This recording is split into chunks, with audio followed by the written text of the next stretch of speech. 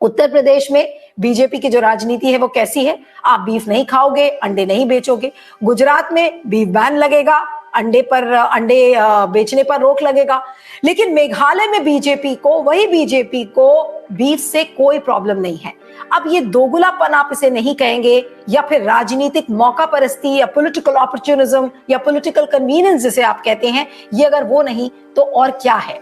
अब अगर बीफ की हम बात करते हैं, कोई भी चीज आप खाते हैं तो वो राइट टू चॉइस का मामला है, यानी कि ये आपकी मर्जी है या ये मेरी मर्जी है कि मैं क्या खाती हूं, क्या पहनती हूं और कहां जाती हूं। ये राइट टू चॉइस का मामला है और इसे कोई इंपोज नहीं कर सकता है। तो अगर आज बीजेपी मेघालय में बीफ पर रोक नहीं लगा रही है तो आज उसी बीजेपी पर ये सवाल खड़े किए जा रहे हैं कि आप अगर मेघालय में रोक नहीं लगा पा रहे हैं तो फिर आप गुजरात में और राजस्थान और मध्य प्रदेश जैसे राज्यों में आप क्यों वहां पर बैन लगा रहे हैं? क्योंकि वहां की जनता बीफ नहीं खाती है। कई लोग हिंदुत्व की राजनीति में वहां पर बिलीव करते हैं, तो अब वहां की जनता को मूर्ख बना लेते हैं। लेकिन वही जनता अपने राइट टू चॉइस पर क्वेश्चन नहीं उठा पाती है। वो आज योगी आदित्यनाथ से उत्तर प्रदेश के लोग ये क्यों नहीं कह पाते हैं कि भाई मैं क्या खाता हूं और क्या पहनता हूं, ये मेरा मामला है, ये मेरी चॉइस का मामला है। लेकिन नहीं, बीजेपी वहां पर इंपोज करती है। मोहम्मद अखलाक के साथ क्या हुआ था ये सब भूले नहीं है कि किस तरीके से उसके फ्रिज में जब मांस मिला था तो क्या हुआ, उसको पीट पीट कर मार दिया गया।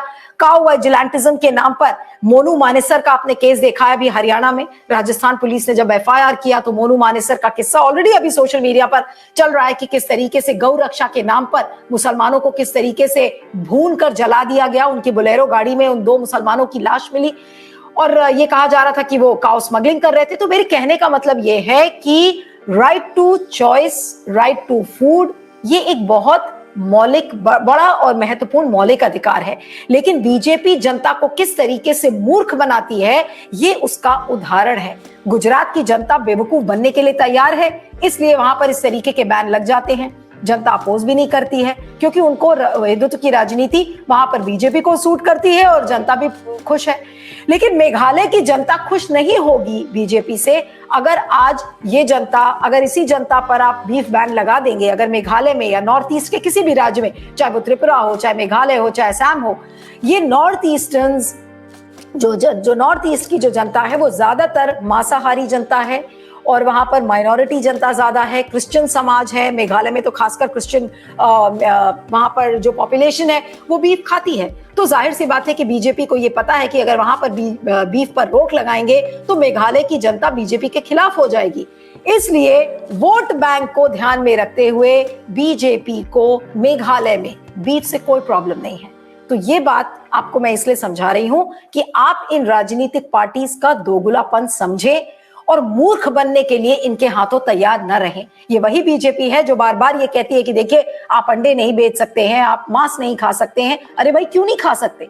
ये आपकी राइट टू चॉइस का मामला है, आपकी राइट टू फूड का मामला है कि आपको जो मर्जी आए आप खा सकते हो, जो मर्जी आए आप पहन सकते हो। आप राजनीतिक पार्टीज कौन होती हैं इस चीज को इंपोज करने वाली कि आप बीफ नहीं खा सकते या आप बीफ बेच नहीं सकते हो?